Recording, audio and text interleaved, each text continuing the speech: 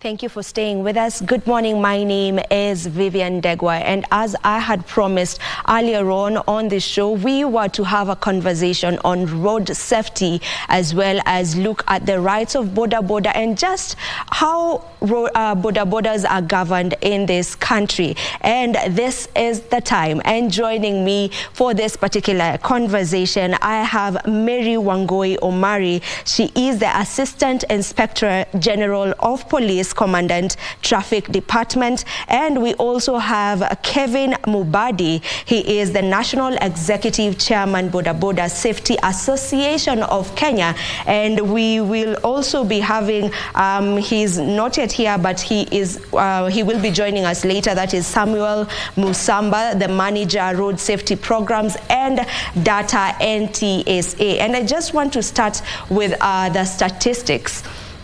And according to the 2023 Economic Survey, 4,690 deaths were reported on our roads in 2022 compared to 4,579 in 2021. That was an increase.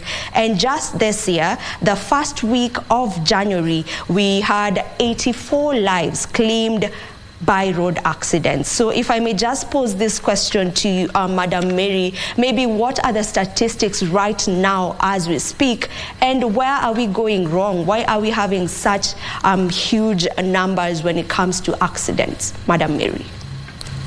Thank you very much. This year, we have lost from 1st January to yesterday, last night, we had lost 379 people.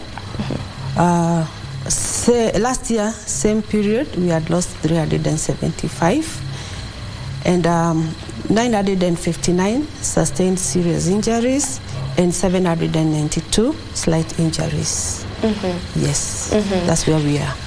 So there's an increase still? There's an increase. There's an increase. About 1% only. Yeah, yes. But where is the problem?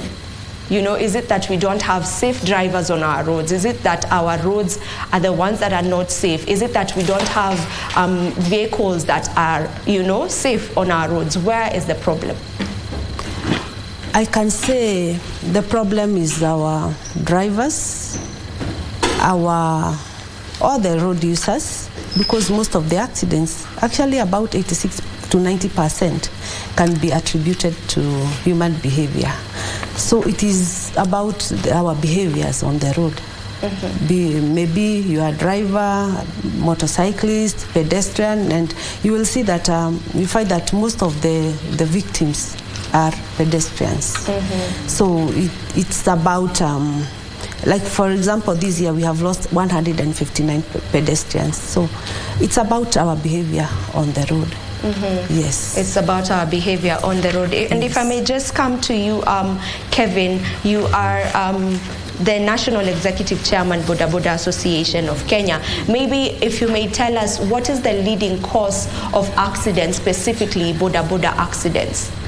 Thank you so much. I think the problem with our riders, where the challenge is speed riding, overspeeding. And most of our members, they don't have riding skills. So we have a huge number of Bodaboda riders who don't have driving licenses. They don't have that experience to be on our roads. But mostly is about speed. Yeah. Madam Mary, back to you on the same question. What is the leading cause of accidents in our country generally on our roads? Most of the accidents can be attributed to speeding. Speeding and for pedestrians not following the highway code. For example, they cross and they are not watchful as they cross the road. They do not use the right clothing, like they wear dark clothes and they are crossing the roads at night, so they are not visible. And also lane discipline. You find that somebody is overtaking on a continuous yellow line, or where the road is not very visible. You cannot see who is ahead of you, what is ahead of you. So mostly it's speeding and lack of lane discipline. Yes. And when you talk of speeding, because even the accident that just happened a day ago, you know, the Kampala, the bus that was coming from Kampala to Nairobi, most of the pedestrians, the survivors, or rather not pedestrians, the survivors from this particular accident attributed speeding to being the cause of that particular accident. So I'm just thinking, do we still have speed governors, and is that something that is being looked at? You know, do we have stops where they check if these cars have governors, speed governors? Yes, the speed governors are still there, but you find that some drivers, some naughty drivers, tend to tamper with the speed governors.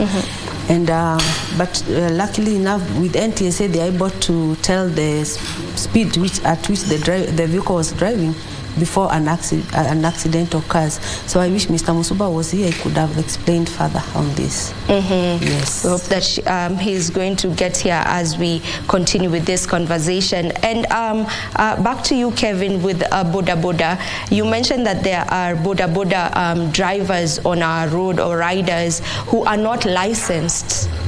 So how do we go about that, and why is it that they are on our roads if they don't have, you know, their riding licenses? You see, when the Bodaboda business started in this country, we started with the bicycle, and with the bicycle, there was no need for going to schools, so you could fall down, you just wake up, wipe yourself, and continue with your journey. But when we moved to motorcycles, we realized that the motorcycles are not like the bicycles, so you find that they have speed, and when the government came to realize that these things are killing our people, the number has blossomed. I think we started issues about training when we were around 800,000 Bodaboda riders in this country, but we have tried our level best to partner with the MPs through CDF to train these people, because the challenges that we are also having is that the driving school are very expensive. That is number one. Number two, the driving school were not in the villages where these people come from. You find that you have to travel for almost 150 kilometers for you to go to the town where there is a driving school. But I want to appreciate the effort that we have been working with the national government. We trained NYS TOTs, whom we are expecting to be deployed in the sub-counties to train these riders. And the partnership that we have with the Commandant here to do a lot of sensitization across the country. We have been doing sensitization to the Bodaboda riders, because they know how to ride, but they have that etiquette, the courtesy of using the road well. So this is all about mentality and what they are taught. So we are trying to do sensitization in partnership with the traffic police, and we appreciate the support that the Commandant is giving us, Madam Mary, because we are moving out with his traffic officers, sensitizing the riders on matters road safety, well-being. I think this will change the way things now operate moving forward. Yeah. Just as you said, they may be knowing how to ride, but do they know the traffic rules on the road? Because I'm sure you will agree with me, sometimes you see some riders, Bodaboda riders, making some moves on the road, and you just wonder, so this is something that is happening countrywide. The sensitization, is it something that is happening countrywide? How far are you? Has it already started?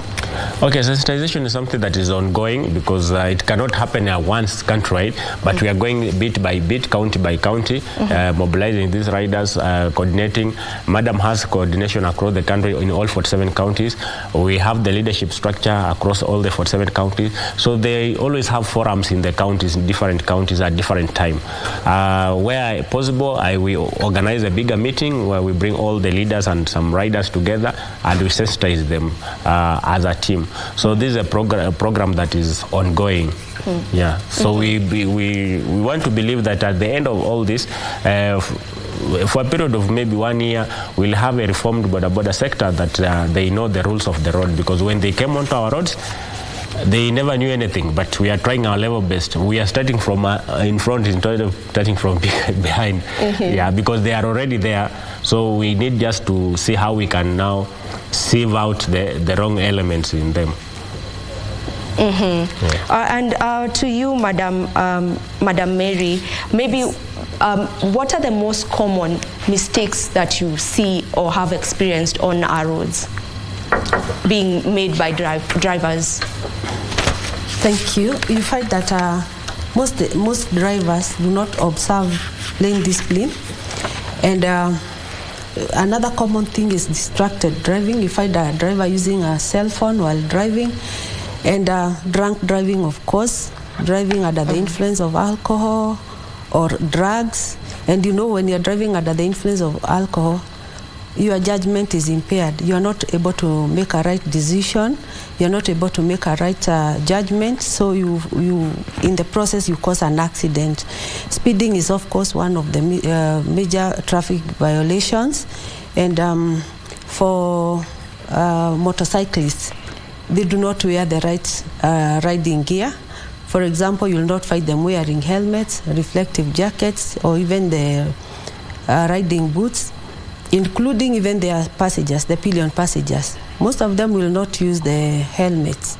They try to say because of hygiene reasons, they don't want to use the helmets. Yeah. So those are some of the violations, which are including also carrying excess passengers. You find a motorcyclist carrying up to 5 pillion passengers, or even large luggage, which is not allowed, sofa sets, even cows, and others. Yes. And still on you, Madam Mary, he's told us that, or rather I've said that we normally see some moves done by Bodaboda riders on the road, and we just wonder, you know, like what was that? And maybe just to ask you, are Bodaboda riders exempted from, you know, traffic lights? Because I rarely see them, you know, following the traffic lights on the road. Madam Mary? Bodaboda riders are expected to follow the traffic laws and regulations. They are not exempted. What happens is it's not very easy to arrest a Bodaboda rider. You will find them breaking the law with impunity because they can easily get away with it. Yes.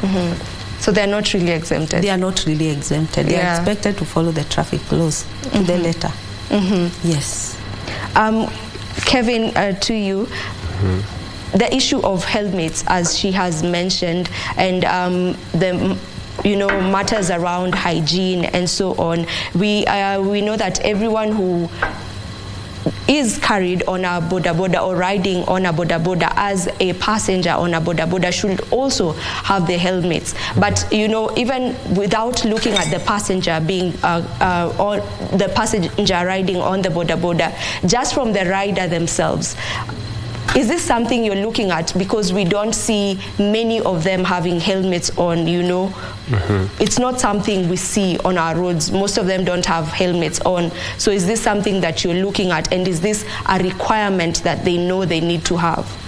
Yeah, it is a requirement. You know, as a rider, you must have your full gear. You must have your helmet, must have your gloves, your jacket, strong jackets, your pads, and then you must have boots that are riding boots. But all this is for your safety, because when you fall down, the first thing that goes to the ground is your head. And you know, with the head doesn't have a spare part. All other body parts, you can get them from your colleague, but something that you don't have a spare part is only your head. And we are trying to educate our people to make sure that they understand the importance of using that helmet, because that helmet protects their head. Through education, I am sure they will understand. And seeing the video that other people had gotten into an accident, I think by seeing those videos on how their heads were injured, they can now understand the importance of using helmets. On the passenger side, you find that it is difficult for ladies to put on helmets, because a lady comes with a very nice hairstyle, and when you tell her now you need to put on your helmet, and she says no, I can't put on my hairstyle. And it is understandable, by the way, because maybe she's going for a meeting and so on. So it is a challenging part of it. But I don't know how we can come up with something better that can suit also ladies with their hairstyles, because that's where the challenge comes in. Because I'm thinking, what can be done? You know, even not just for the ladies because of the hairstyle, even the gentlemen sometimes refuse to wear the helmets, you know, as passengers, because they try to think how many people have worn these helmets. You and know, this so one we can use, we have the nets, the safety nets, where you put on the safety net that you put on your helmet, and that sweat that is in that helmet cannot reach you. So those are some of the measures that we can put in place to ensure that these people buy those safety nets to put on their head and put on a helmet. No matter what it is, your sweat cannot touch the helmet, and the helmet sweat cannot touch your skin. So those are some of the measures that we can use to ensure that all people now can put on helmet confidently. Madam Mary, you mentioned from the statistics where you told us that 379 people have lost their lives since January 1st this year to today, which is the end of January, the last day of January. More than 100, I didn't get the exact number, but you said more than 100 were pedestrians. So what are we doing to sensitize the pedestrians? Because I feel like, okay, the drivers probably know what to do, where, you know, but for the pedestrians, are we sensitizing them enough, and what exactly is being done to sensitize them? Thank you. Actually, we have lost 159 pedestrians so far from 1st of January, and that's a huge number. Those are many people, and we are making all efforts to check the trend, because if it continues like that, maybe by the end of the year we'll have lost so many people. And pedestrians, it's not very easy to reach out to pedestrians, because, for example, we call for meetings with Bodaboda riders, we call for meetings with PSV drivers, but for pedestrians, getting them now to address them is always a challenge. But when our officers go out to the field, for example, the bus stops, the stages, when they are sensitizing members of public, sometimes we get few pedestrians. But you see, a pedestrian is somebody maybe walking to go to work, or walking to take a matatu to work, or somebody going on his or her daily routines. So it is not easy to reach out to them.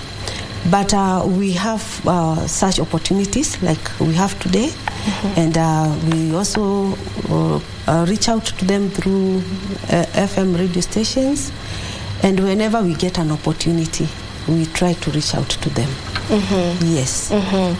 And on matters still road accidents, and we know that there are cases of road accidents that have happened where we experience, there were fatalities, there are people who died, but we get to know, later from your investigations and from the investigations that you carry out, when you find out that the driver was on the wrong, maybe they were over speeding, or they were on the wrong, on that particular road, are they ever brought to book?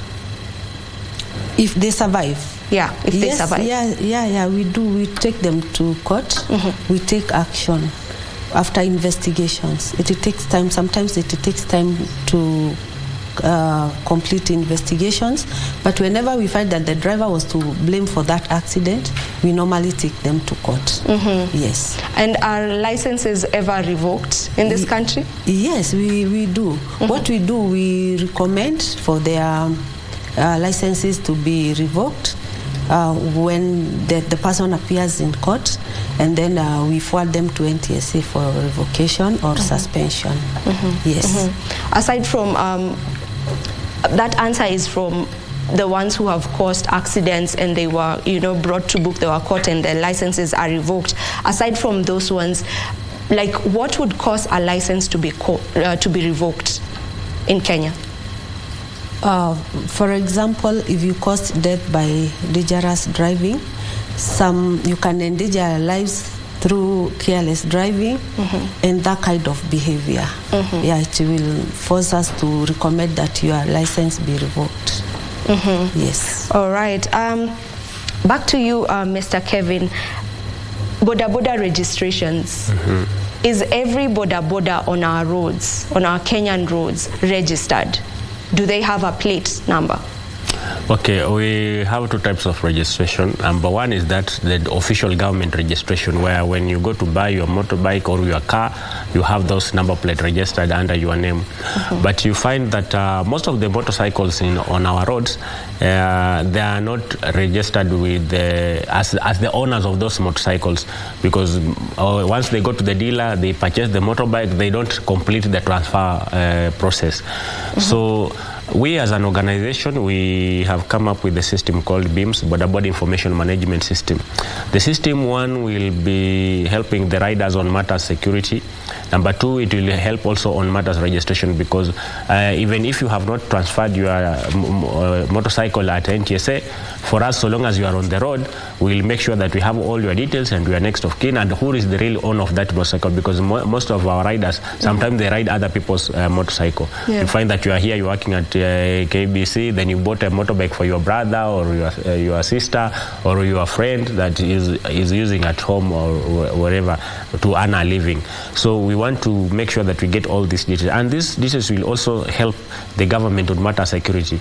You find that someone snatches your phone outside here, you see the number plate, but when you go to search at NTSA, you find it still reads the dealer. But with the system that we have, once you see the number plate, when you come to search at our place, you will find all the details about the owner of that motorcycle and that rider, and it is easy to track and trace him down.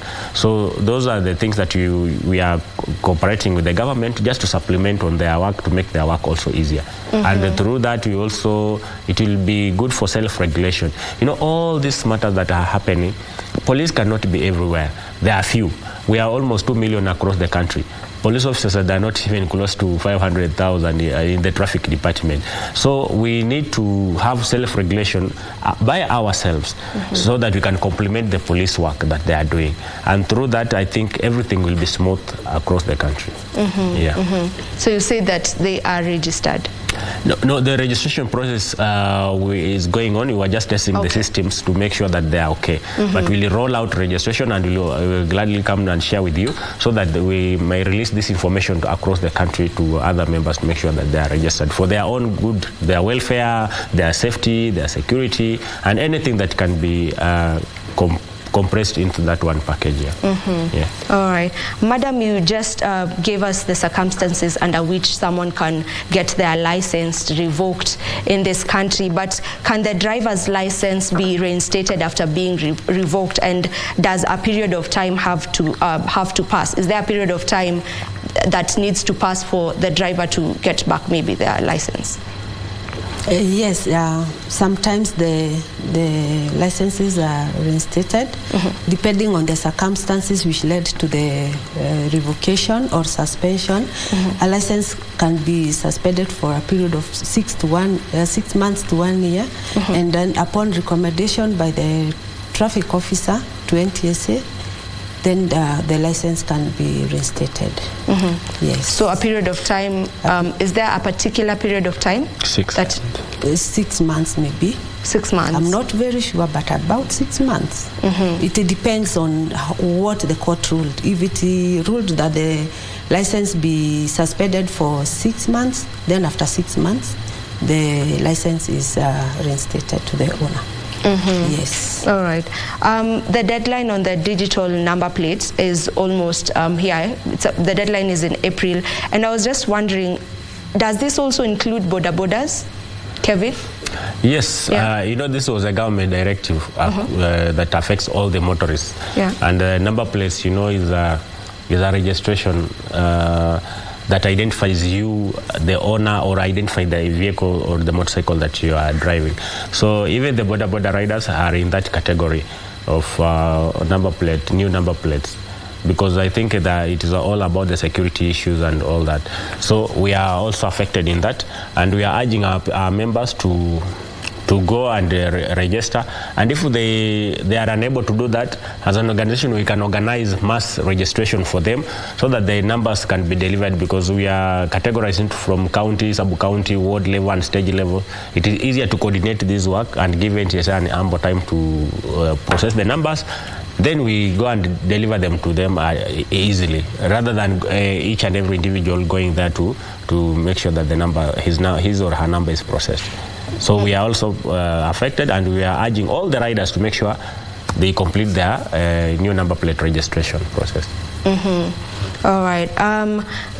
There are known dark spots on our roads, you know, the likes of Salga. So is there mapping out that has been done specifically to just identify all these black spots, and what exactly is being done concerning black spots, because most of them are known? Thank you for that question. Most of the black spots are known, and what qualifies a place to be marked as a black spot is depending on the number of accidents or road crashes documented in that particular area. So we work closely with the road agencies like Kenha, Kura, and Kera, and depending on the data we give them, because the police traffic department is the custodian of all data on road crashes.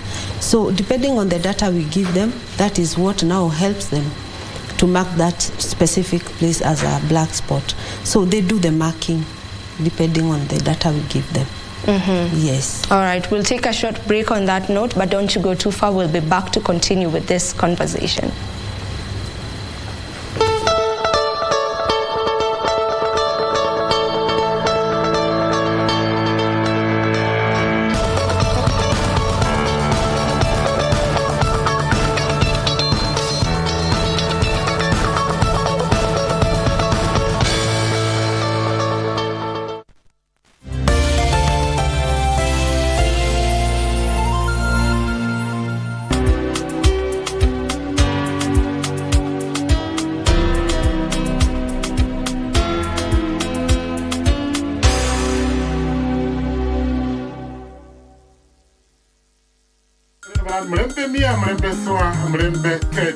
Habari njema kutoka redio yako pendwa ya Ingo FM kwa wakazi na mashabiki wa Bungoma. Sasa Ingo FM inasikika Ingo Bungoma kupitia masafa ya 103.5 FM. Sikiliza na uchangie, burudika ukifurahia uhondo wa kipekee kwa lugha ya nyumbani. Awamu ya Baragawi CC, Natural Sweetness. Kadhalika, tegea Ingo FM ukiwa maeneo ya Kakamega, Busia, Vihiga na Trans Nzoia kupitia 101.5 FM. Iseni koli, umwana wa kwendo, mkana wa imoni dala, nombo nyala kunanga, KK. Ingo FM, ininginingi ye Muitala.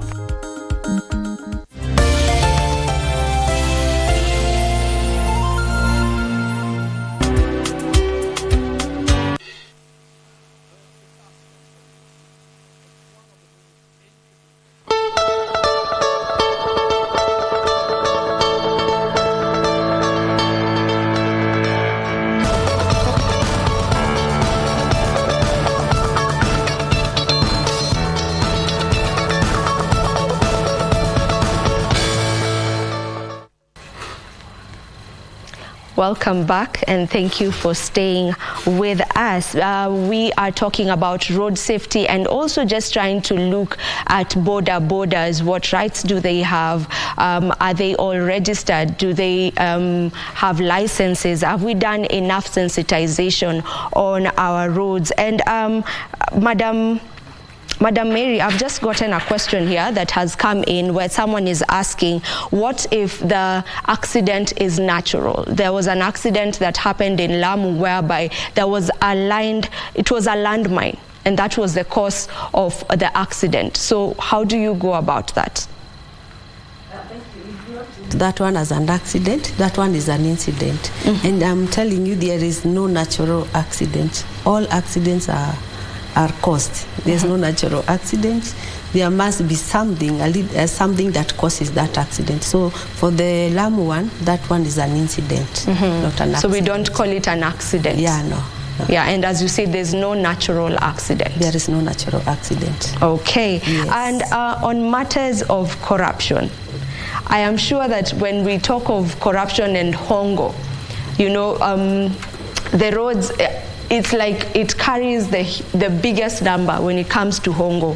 So just how are we going about that? Because we see so many traffic police officers, you know, receiving these handouts from drivers, and they let some things go simply because they've been given, you know, some money, you know, and they let some things go, and this may also be the cause of an accident. So what is being done around that? Because it's something that has been there years and years and years. I don't know if it has reduced. If I may just get the information from you. Thank you. I cannot say if corruption has reduced or increased, because I think it is a perception, and it depends on how people see it. And it is not easy for me now to qualify and say that it has increased or it has decreased. But let me say this. We normally take action against officers who are found engaging in corruption. And of late you have seen, even in video clips going around, doing rounds in social media, that these officers are being arrested by EACC. And we also take internal administrative action against officers who are caught engaging in this malpractice. So the public, the society, they also have a role to play in this, because corruption is a two-way traffic. If there is no giver, there will be no taker. So it is a societal problem. I've always been saying it is a societal problem. Let us now not engage in corruption. If it's a driver, please obey the traffic rules, do your duties, ensure your vehicle is mechanically sound, so that you're not forced to maybe get yourself in a situation where you are forced to give a bribe or offer a bribe to a police officer, which is wrong. So once arrested, the giver and the receiver, you're all supposed to be prosecuted. Yes. All right. Kevin, there's a question we had asked ourselves earlier on this morning with my colleagues Victor Ray Manyara and Mike Megwe, and we were just wondering, none of us has ever seen the Lana signage, the L signage on Bodaboda. You know, is it something that is there? Is it that it's us who've never encountered that? Is it something that is there, and does it mean that every Bodaboda rider just gets on the road knowing how to ride, you know, like there's no Lana signage? That's a tough question, but okay, well, first of all, where will you place that Lana sign? The motorcycles are very small equipment that doesn't have much space to, like a vehicle where you can put a large sign showing that you are a Lana. And secondly, I think that is something that have never crossed the minds of the Bodaboda riders, that they should put a Lana sign.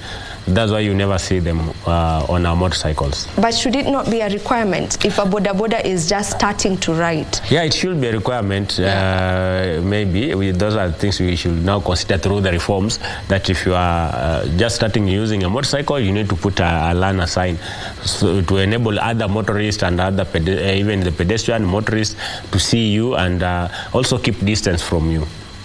And you laughed asking where will it be put, you know, like the Bodaboda is so small, but I'm sure there's a way you can just find somewhere to place it. We can modify the motorcycle to make sure that we have that sign somewhere.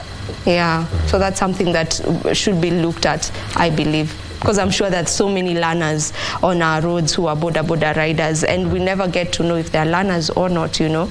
And back to you, madam. There are road accidents that are caused by, you know, maybe buses on our roads simply because the drivers are fatigued. You know, they take long shifts and so on. So is there something that is being done to ensure that, you know, we have drivers on our roads who are well rested? You know, especially in this with this drivers doing long distance. Thank you. Fatigue is one of the contributing factors to road crashes, and it does not only apply to bus drivers but also to long distance truck drivers. And basically fatigue has contributed to so many accidents. But for the buses, there is a requirement by NTSA that if it's a long distance bus, then there should be two drivers so that they take turns. One should rest while the other one is driving. So that is a requirement, and I think it's not being followed to the letter, but I believe NTSA, they are doing something about it. once an investigation reveals that there was no co-driver, then they take action against the company or the circle. Yes. Thank you. All right. On Bodabodas, I'm sure you will agree with me, Mr. Kevin, that we have rogue Bodabodas drivers on our roads. Not all of them. Some rogue Bodaboda riders on our roads, and we have experienced where Bodabodas are used to aid, theft. And just the other day, there's a video that was trending online where Bodaboda riders were seen stoning someone, stoning a driver on the road. So, and we just know of experiences where you don't touch a single Bodaboda rider. Even when they are on the wrong, they will gang up on you. A Bodaboda rider has probably hit a car, but the tables are turned whereby they come gang up on this particular driver who was not on the wrong. So just what is being done to curb that? And when we have such incidences like the one that we just experienced the other day of them stoning a driver on the road, are they ever brought to book? Do we have arrests that were made specifically for that video?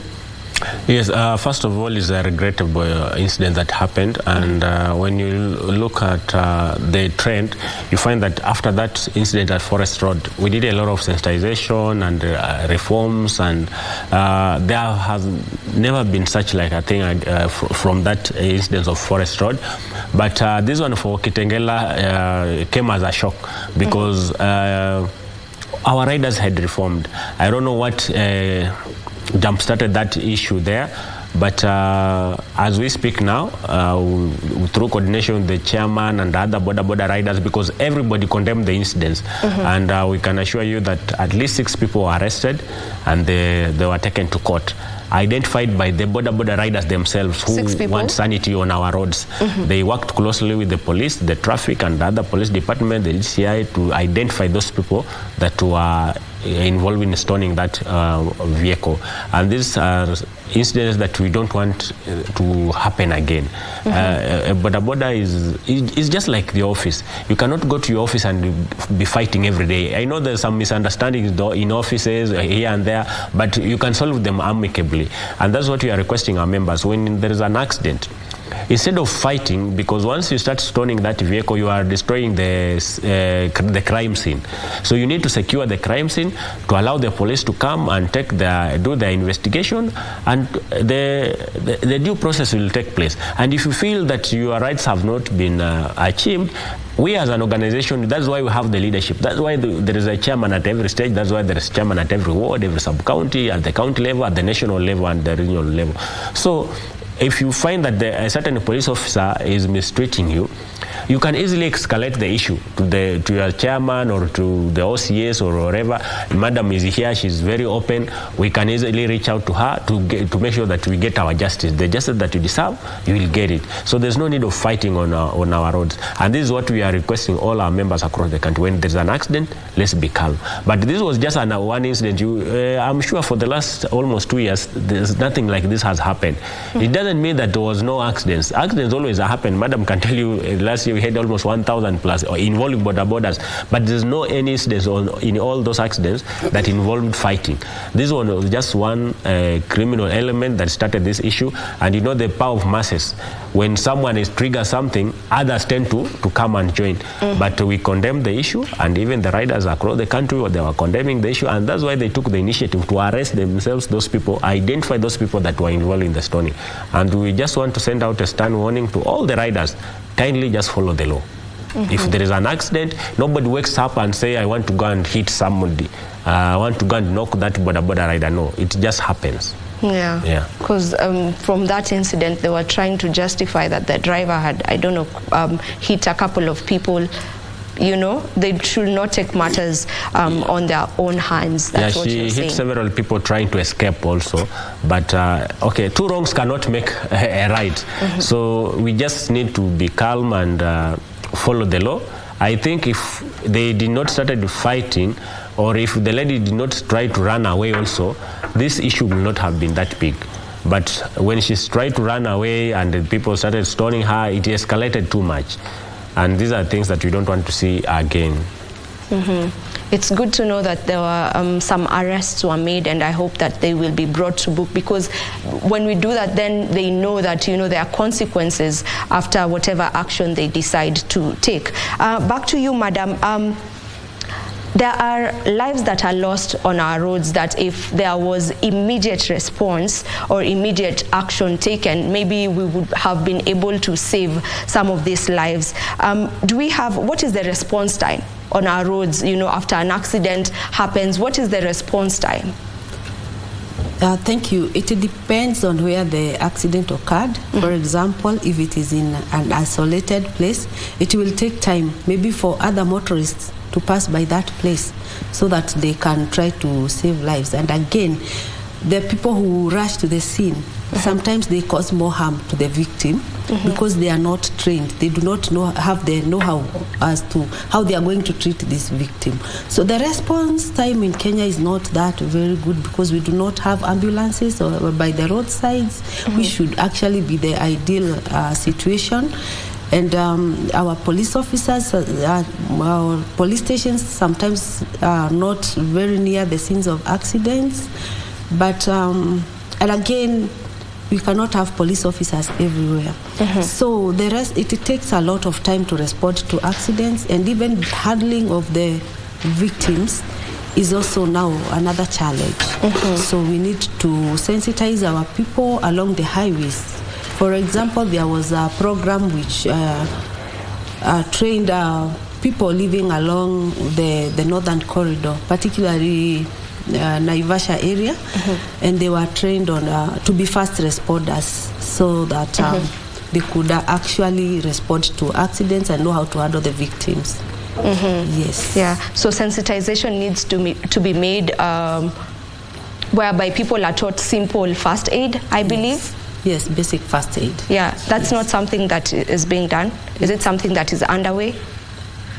It's something which is underway. We are working with other organizations, other stakeholders to make it happen, because the basic first aid training that our officers receive at Kigali sometimes is not quite sufficient. And as I said earlier on, our officers are not everywhere.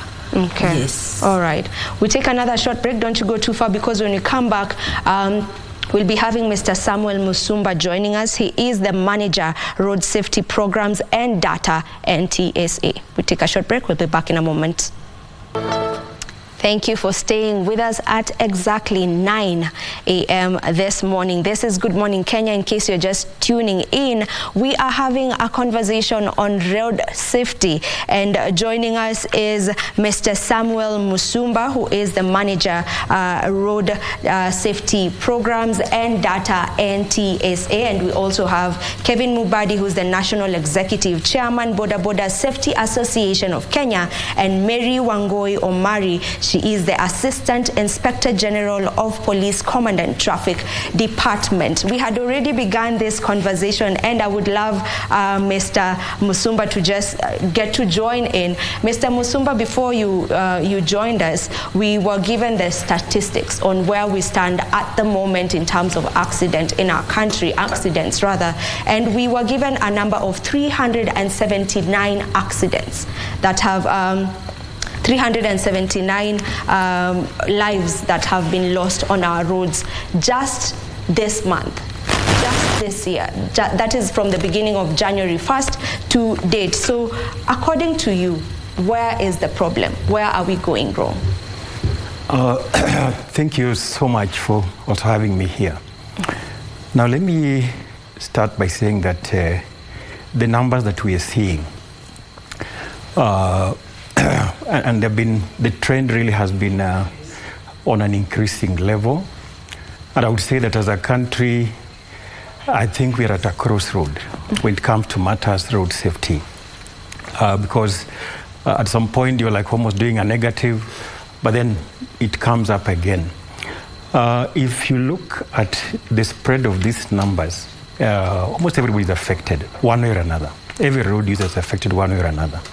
And over 90% of these numbers, which are deaths actually, let me just not talk about numbers, but deaths of people on the roads. It has a lot to do with the way we behave. Nothing rocket science here. If you look at the roads in this country, at least I would say government has really tried. The infrastructure, if you walked around this country, several counties, you go there, I mean, you'll see a good road, I would say, by standards. We're not almost 3-star there, but at least fairly good roads. Look at the type of vehicles that Kenyans are driving. Fairly good vehicles. I will tell you, Kenyans really consume numbers. Right now, I think we're almost done with KDN, and we are up there. So really, it has to do a lot with just the way we behave. And the most sad part is that majority of these incidents actually are caused by trained drivers. They are licensed, so to speak. People who have gone to school so well, meaning that they understand even regulations, laws, and all that. Some of them are so seasoned. You find a driver with experience of 30 years, 31 years, 20 years, causing these incidences. So it has really a lot to do with just the way we behave in that space. Why would I speed, for example? What is the motivation behind speeding? I can control that, I can manage that. Why should I go drink and drive? And yet I know the effects of alcohol, even without driving. I know what it can do. So it's these choices that we make, which sadly are wrong choices by most of the drivers.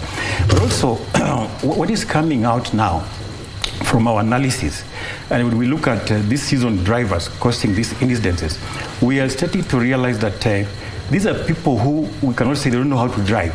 Even if you took them for a retest, they will still pass. But what we are realizing is that there are emerging issues now that we need to address, particularly mental health issues. I think people are so stressed up. Life is, we understand, there's a push, a lot of stress now. And that's why you realize you get this driver who has, for example, caused this incident, and you ask him what happened, he tells you it was brake failure. They are running away with the brake failure because brakes cannot come to court to say whether you stepped on them or not. So they get away with that. Look at the case we had at Londiani. That driver just said it was brake failure. But how true was it that it was brake failure? And many others are just saying brake failure. They're just running away with that. But we are coming to realize that there could be other underlying issues. Somebody is stressed on that road. Somebody is under pressure. Is on phone because of that pressure, perhaps, and ends up causing, these incidences. And so a lot, really, I would say, are around the way we behave. Even that brake failure has something to do with your behavior. How prepared are you for that journey, for example? Because in safe driving, we always talk about journey planning and management. Where do you start from? You start from yourself first. Am I fit to drive? Am I okay? Am I under any stress? Is something disturbing me? Even the issues we talk about fatigue as really another issue. But fatigue starts from where? Fatigue starts from your bed. Because if you don't sleep for enough hours in your bed, say you sleep 2 hours, and you go and hit the road, eventually you get fatigued, and fatigue is even worse than alcohol, by the way. That sleep is worse than alcohol, and you'll be tempted now to do many other mistakes, many other issues. At the end of the day, you actually cause the incidents that we are seeing. So I would largely say it has a lot to do with ourselves, our behavior as a people. What choices are we making on that particular road? And my colleague, Madam Omari, will tell you, we've been doing enforcement. But, you keep arresting sometimes the same driver every other day. And you wonder, what is wrong with this guy? And we're not happy also where we sit to take people to court and arrest and all that. And she will tell you sometimes it's just too much for us. But I think as a people, we need to now start looking at these issues, very seriously, from how do we change this behavior? How do we manage ourselves in this transport system? Yeah, and I want to pick up on what you just said about the fact that sometimes you get to arrest the same drivers, the same faces over and over again. And before you came in, we had talked about the issue of revoking licenses. And when you say that you get to arrest the same person a number of times, is there a particular number that when you are caught having a traffic offense that your license should be revoked? Yeah, at the moment, the spirit of the law, actually, if you look at the traffic law, that is the spirit. The spirit is, can we minimize repeat offenders? But it is not very explicit in terms of then what do we do when we find this same driver, doing the same thing. It's not really sometimes very explicit, and it is left now to the judge to decide, what do we do with such a driver. Mm-hmm. But I don't know if my colleague spoke about it, but we are now in the process of reviewing the law, the Traffic Act, and those are some of the lacunas that we are looking at. What do we do with these, repeat offenders? NTSA, where we are, we have at least some strength in the regulation. We can actually cancel your license or caveat it and all that. But we need this tied up with the decisions that are made in court, so that when we find this repeat offender, can we go ahead and just remove the license, suspending for some time. We've been doing this for particularly PSV drivers a lot. We actually caveat their licenses, especially where they're involved in incidences of, say, drunk driving or an incident that causes a fatality where somebody has actually died. Then we say, can we go ahead and remove, that license? What we are really pushing for is that in this law, can we make this very, very punitive? Kali kabisa. We were happy sometime last year when this driver was fined almost $1 million. 100 million shillings. I said, I think this is the way to go.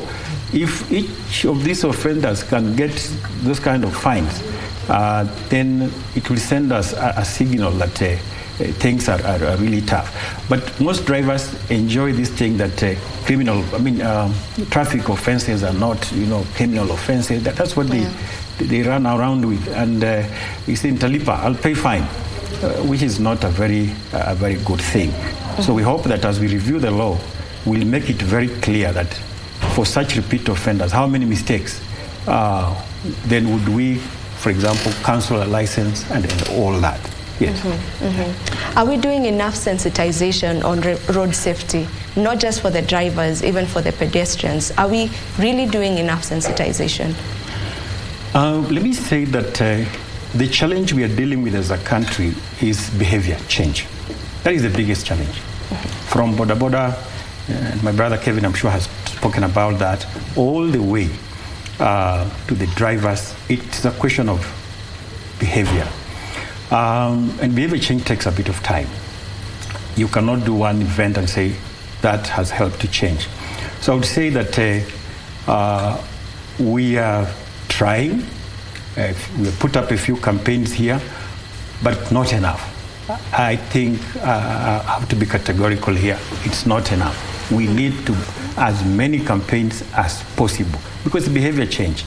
Today you speak to, I know Kenyans, we always accused of having a short memory. After something has happened, we forget so fast. Mm-hmm. Like now, Londiani case, we forgot so fast. The other incident happened 2 days ago. We'll forget so fast and go to other things. So we need to be reminded all the time. So we need to put up many campaigns, and in fact, we are calling upon many people to join us because road safety is a shared responsibility. It cannot be a police affair or the chairman's here affair alone. All of us must actually, join in. We are happy with some of the stakeholders who are coming in to support sponsorship here and there, but there's still more to be done. We need more campaigns. Mm-hmm. Yeah. All right, I agree with you that we need more campaigns to sensitize the public on road safety. If I may come back to you, Mr. Kevin, I know that almost every PSV vehicle, I stand corrected, every matatu is under a SACCO. Do we have the same for Bodabodas? Are there SACCOs for Bodabodas? Yes, we register some transcorps in different wards and different groups. So we are pushing our members to be into the SACCOs, because SACCOs, it is easy to manage at a smaller level. As we, as an organization, oversee the whole Bodaboda sector in the country, but we try to sensitize them to ensure they are in groups, the small groups that can be easily managed. So yes, they are into SACCOs. And those who are not into SACCOs, we are pushing them to be into SACCOs. And it will reach a place, if you are not in a certain group or a SACCO, you will not be on the road. And these are the things that we will be working with the Madam Commandant and the NTSA to ensure that we remove the wrong people from our road. If you don't want to cooperate, then that means you are not a Bodaboda rider. You should not be on the road. If you are a rider and you are doing this for business, you must just follow the law. Yeah. All right, and I'm still on you. You know, for us to identify a PSV, it's so easy. There's the yellow line, you know. For Bodabodas, how do we differentiate between a private motorcycle and one that is actually for the public, one that is being used to ferry people? That's the challenge that we have in the Bodaboda sector. It has not been defined clearly, because you can wake up early in the morning, go buy your motorcycle and continue riding. It doesn't matter if you are a Bodaboda, you are doing it for business, you are doing it for your delivery, or you are doing it for just your private affairs. But the system that we developed, this Bodaboda Information Management System, BIMS, it has those columns. We have where we can register your motorcycle as a biker if you just doing it for your own fun. We have where you can register as a delivery, because we have those guys who only do delivery businesses. Then we have where you register as a Bodaboda rider. So that is the three categories that we have in our system. This will help even the NTSA and the government and the police to identify that this motorcycle that did this wrong, it was either a delivery motorcycle, it was a Bodaboda, or it was just a private motorcycle. That's how we can identify. But saying that we can have the color that identify it is very difficult in the Bodaboda sector. Considering also the numbers and the efficiency, how they move around, it is not easy to have all those. Yeah. But I believe something can be done on that. And right now we take a very short break. We'll be back with this conversation.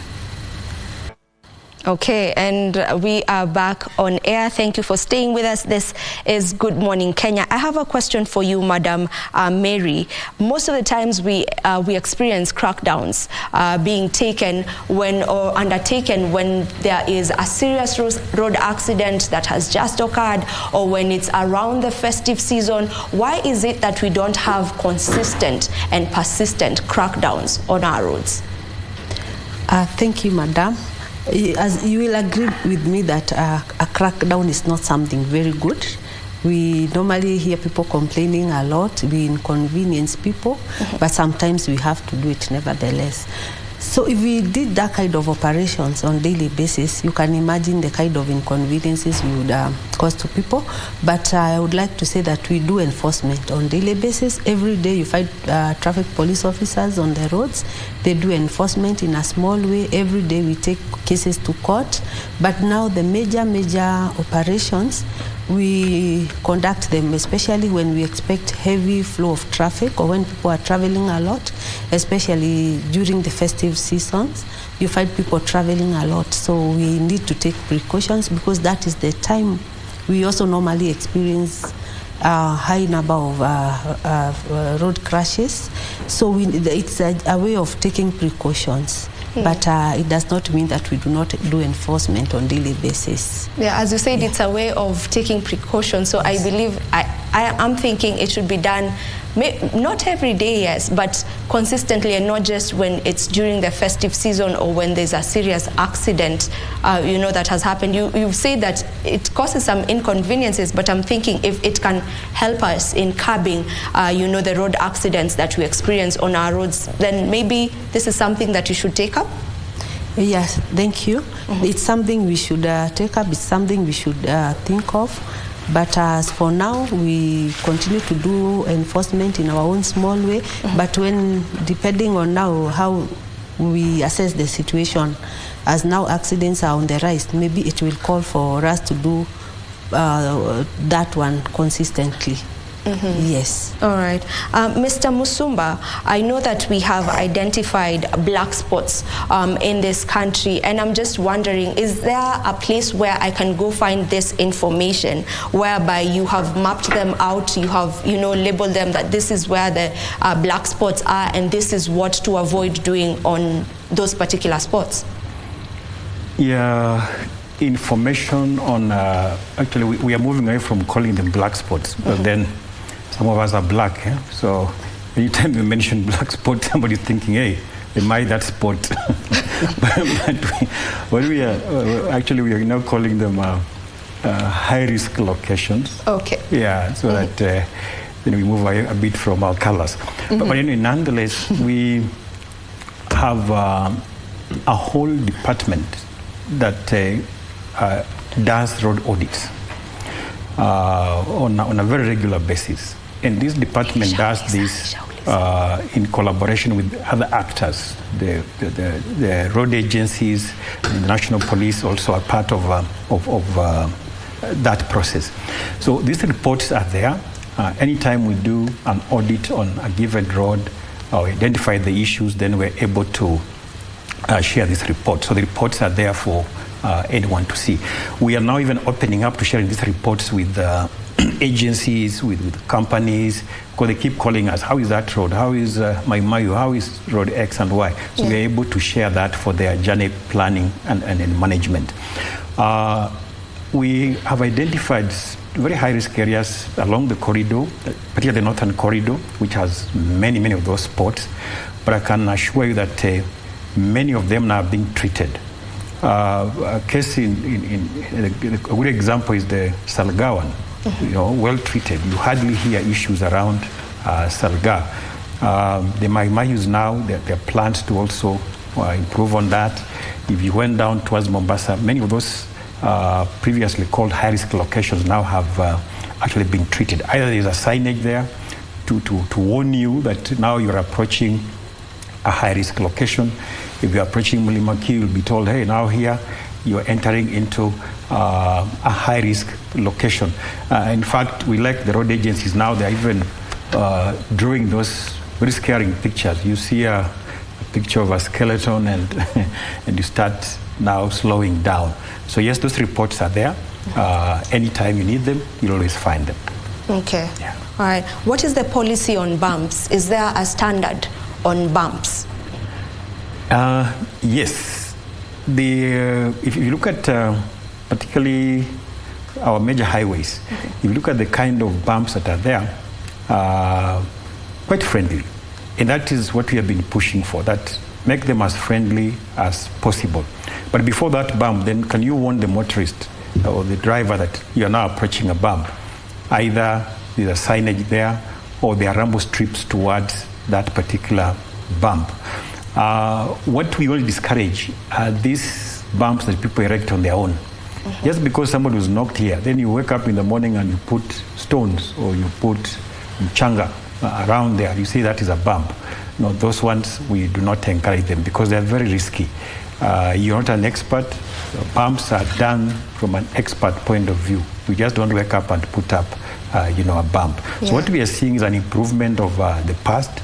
I know the designs in the past were so bad. You get a very sharp bump and you hit it, sometimes it even causes an accident. So we are now improving even on those designs. There are now new designs on infrastructure, and partly it's that. But the designs we are having now are in keeping with what we call a safe system approach. Now, within the safe system approach, we are given some thresholds that people should not die, actually. The safe system approach appreciates that people will make mistakes, whether you like it or not. On that road, they'll make a mistake. But when they make that mistake, the threshold is that they should not die. So that if you hit a bump, you actually should not die. We saw our late governor, being killed by a guardrail. That is something that should not have happened. So the kind of infrastructure now you'll start seeing, the new designs are within a safe system approach where I should not die, should I be involved in an incident on that particular road. So there are new designs now, and I can assure you that they're very good. You will now start seeing very friendly bumps with signages, so that as you approach it, you slow down and you're able to move. Yes. The reason why I asked that question is because, some of the bumps we have, there are those that are really high, there are those that are low, and you just mentioned there's the new design now. So does this mean that you're going to go back and try look at the ones that were already there to redesign them? Absolutely. Because this is also informed by the complaints that sometimes we receive from the motorists. 2, is also informed by data, people who have hit that bump and sometimes rolled, people hit a bump and even died, So we are now going to review that. Under the new designs now, you start seeing out of improvement. Where any bumps were risky, they are going to now to be addressed. And already some work is going on. If you look at some of the highways, some of the roads, actually they are now improving them as we continue. We really want to reach a level where, we accept we'll make a mistake here and there, but can we accommodate that? Can we ensure nobody dies because of that kind of thing? Okay. Yes. Mr. Kevin, most of the times when we are talking about bodabodas, I'm sure you can already you can agree to this, because even the questions I'm asking you, it's like I'm just insinuating that bodabodas are rogue, the menaces of bodabodas. But I just want to know, what rights do bodabodas have? Okay, as a bodaboda rider, you have a right to use the road. That is what other motorists forget. And that's where now sensitization to other members of the community need to know that if you have your car, you must respect that bodaboda rider. And in fact, I was sent here by one of the riders to talk about that issue, where the motorists always push them to the end of the road. And sometimes they ask them, you have a motorcycle, go and use that pedestrian lane on the other side. You see, that's where now the challenge comes in. And we are also requesting if we can have a dedicated line for the bodaboda riders in this country. It will solve a lot of issues. These highways that are being constructed, if we can have just a 1.5 meter lane dedicated for the bodaboda rider, you'll never see a bodaboda rider scratching your car. Because the reason even Musumba was late here was because of traffic. If we would have used a motorcycle, he would be here on time. So the motorcycles are here to make sure that we reach where we are going faster. We should not queue. The law says you have to queue at the other motorists. And it can't work, and it will never work until the end of the world. Because you get out of your car, you jump on a motorcycle because you are late. The motorcycles were brought in to at least to fasten our deliveries. So if the government can sit down, restructure their laws and give us a dedicated lane, the matters of traffic and those chaos that you always see people fighting on the road, it will be over, something of the past. Also, we just need to improve on sensitizing our people. The issue of rogue people is there, but we need to do a lot of sensitization. And I think I've also even just received an image here from Trans Nzoia County, where we see the traffic police, that is base Commandant, and all the bodabodas there in Trans Nzoia, they are doing sensitization. And this is what we are talking about. We are trying to do a lot of sensitization with Madam Mary here through his officers to ensure to bring these people, to put into their mind some new seeds that we need to have what we call behavior change, and look at the bodaboda sector as a sector that now is driving the economy. Because at the moment, a bodaboda rider can pay fees.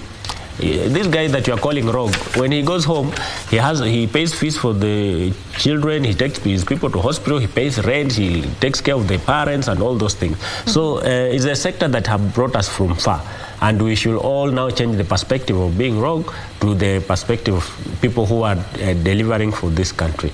Yeah, you can imagine after almost 2 years, we just had only one incident that happened the other day, and we regret for that. But all these other type, these guys were doing a good job. So we should also learn to appreciate them instead of condemning them. Yeah. I hear you on that. Mr. Musumba, before you came in, we talked about response time after an accident occurs, and I just wanted to get to hear from you. Is there a post-care management strategy? As a country, I must say that in terms of capacity to respond to such emergencies on our roads, we have not done so well. We are not yet there. If you look at the first phase of devolution, where, of course, health is now a devolved function, we saw a lot of ambulances being launched in many counties. But today, I don't know where they went to, those kind of ambulances. I wish we sustained that for a while, that we keep improving that, we keep equipping those ambulances, we keep training more people to respond and be able to take care of the victims. But that is something that we are not yet there as a country. And one of the strategies that now we have towards improving that, which we have actually now prioritized in our National Road Safety Action Plan. We'll be launching that action plan very soon. And that action plan has 8 priority areas. One of the priority areas is how do we improve emergency response and post-crash care. So under this priority area, we are looking at how do we improve capacity, right from the lower levels, the county levels, all the way coming to the national. How do we create more responders out there in the community? We did a bit of training for Bodaboda guys to be among some of the responders with St. John Ambulance, but that is still not enough. We still want to create as many responders as possible. Because today, if you have an accident on one of the roads, God forbid, you may die because of the way you are handled. Not that you are supposed to have died, but the way you are handled. People come on that scene, the first thing they do is check what kind of phone do you have, what kind of wallet do you have before they think of your injury. And they may be pulling you, sometimes they steal even spinal injuries on you and that kind of thing. So in terms of strategy, yes, we have now prioritized that in the National Road Safety Action Plan, which will be launching very soon, so that it becomes a key area. It becomes an area where many people can respond and in a better way. We even want to extend that now to the transport operators themselves. Can they even have basic first aid, in the first place? I know in part of our regulations, we did push for PSV vehicles to have the first aid kits. But I'm sure today, if you did an audit of those kits, there could be nothing inside. And the other question is, does that driver even know how to use even a bandage, to use even whatever is there? So we have prioritized this area, and we really want to see how do we ensure that you and me can respond anytime. I mean, you and me can use these kits and be able to save a life. That is a golden hour that you can save a life, so to speak. The other area that we are looking at in terms of strategies, then the hospitals on the corridor. Are they fully equipped? Are they in a position to handle sometimes the numbers of victims? Is that something that we need to look at? And that even goes to what kind of medical schemes do we have in the country? Are they able to manage that? Because sometimes you're injured, you're taken to hospital, and they're asking you which insurance, which medical cover do you have? So you start running into, again, problems of, I don't have this, I don't have that. So again, we are looking at it wholesomely. That are we able to, first of all, give people the skills to respond? Yes. Issues of ambulances, yes. But also in terms of post-crash care, now at the hospital level, do we have equipment and even human resource to handle such victims? So it's a very comprehensive strategy that we have now, and hopefully working with the county governments, we should be able to achieve that. Yeah, because I'm thinking are all our hospitals equipped to handle, victims of road accidents? Do we have enough facilities, to handle this? Do we have proper equipment in hospitals, not just in Nairobi, but across the country? I'm looking at somewhere in Turkana. Is that what you're talking about, that you are working on looking at? Yes, we want to strike that balance, because actually some areas you can die because of the way you are managed in some of those institutions. As much as we say health is now a devolved function, but if you walk to some of the hospitals in across the country, you will see those disparities. You go to some areas, even the human resource is not there. Ambulances are there sometimes, then you are being told we have even no fuel. There's an emergency here, so they can't even move. Those ambulances, the way they're equipped also, there are many of those issues. So within this strategy now, under the plan that we have, we are looking at every hospital, even those mashinani kabisa, are they able to respond? Because some of these incidents actually happen in mashinani, those areas.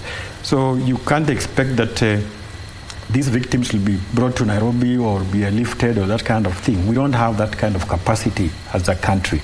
But we are thinking, are we able to ensure that these hospitals have that capacity?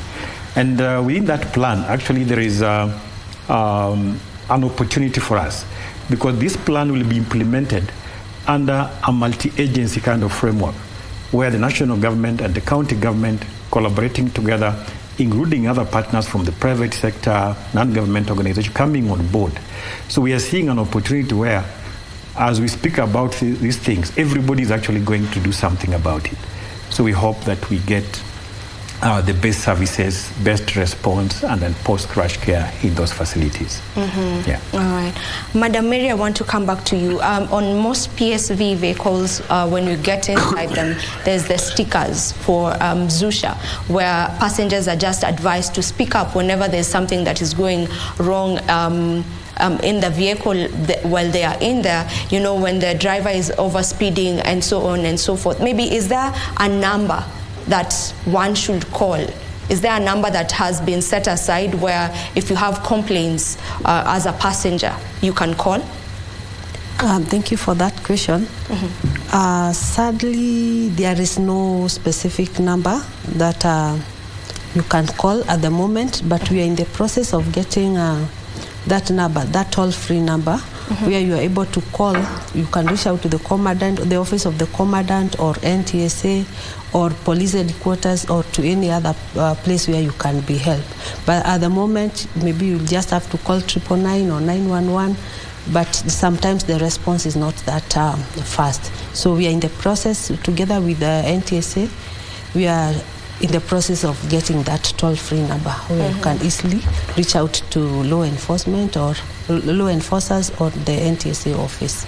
Yes. I believe that is something that should be done, and you should work on it maybe as soon as possible, because even for the accident that just happened a day ago in Kisumu, the survivors or the passengers who survived from this particular crash said that they tried to speak to the driver to tell the driver to stop overspeeding. I believe if maybe there was a number, then the driver would know, okay, they can call and I can be brought to book, and maybe that would have helped, curb that, or that accident might not have happened. So if you plus the NTSA can just look into that, whereby we have a toll-free number that every passenger can just get to, call whenever there's an issue that has arisen when they are in PSVs. That would be really good, and maybe just to you, Mr. Musumba, on the digital number plates. Maybe for someone who doesn't really understand why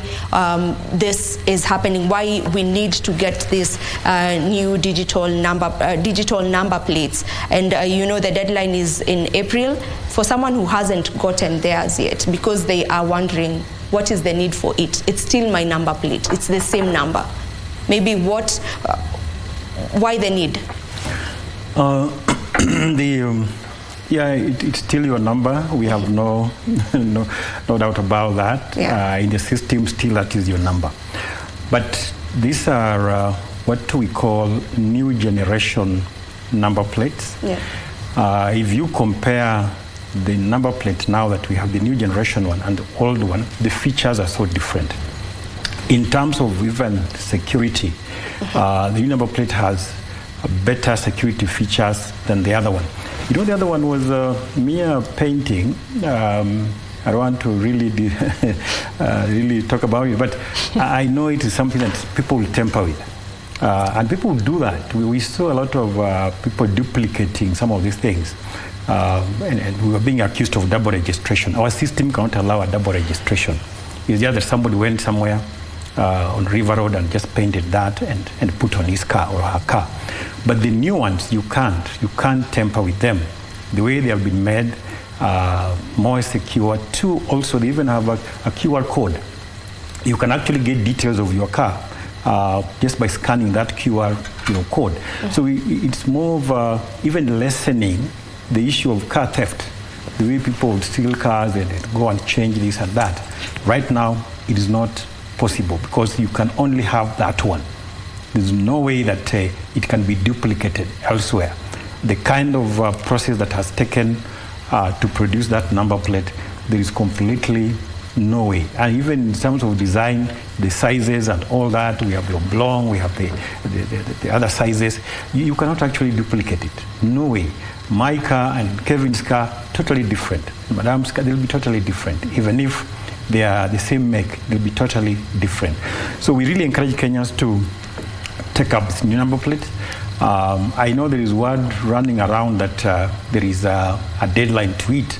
We have not officially made that announcement. We are seeing it on social media, people throwing here and there, but we haven't made that official announcement per se. But we are saying, can you be able to take this up? And it looks good. By the way, if you go to most of the parkings and you see those numbers, they look so good, not those old ones, sometimes faded and all that. So purpose, every Kenyan out there, purpose to get this new generation number plates. They are digitized in terms of security features. So you really enjoy some of these things, yes. All right, as we wind up, what is the road strategy, road safety strategy in Kenya? You've talked about the post-crash safety management. Just what is the road safety strategy in Kenya as we finish? Yeah, thank you. Right now, as a country, we have aligned ourselves to best practice. We have aligned ourselves to international protocols in terms of road safety. We are implementing the second global plan of action for road safety, which every country is doing that. The target in this plan is to reduce road traffic deaths by at least 50% by 2030. The journey to 2030 is just 6 years from now. So already we are working towards that journey. But how do we get to that 50%?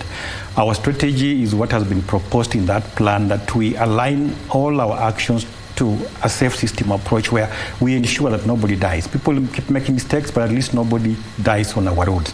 So what we have done as a country is that we have domesticated this global plan into a local plan, which is a national road safety action plan, which will be running from this year all the way to 2027. 5 years. We'll be launching it very, very soon. But within that plan, we have prioritized 8 areas that we think if all of us focused on these 8 areas, then we should be able to get that 50% reduction in terms of deaths. Quickly, one of the areas we are looking at is really improving partnerships, collaboration. These are shared responsibility. All of us must pull together. So we are asking everybody in the country, please come on board. The other area that we are looking at is the whole issue of funding. Road safety is expensive, so we are really asking everybody, please join us in terms of funding these initiatives. 3, we are looking at infrastructure.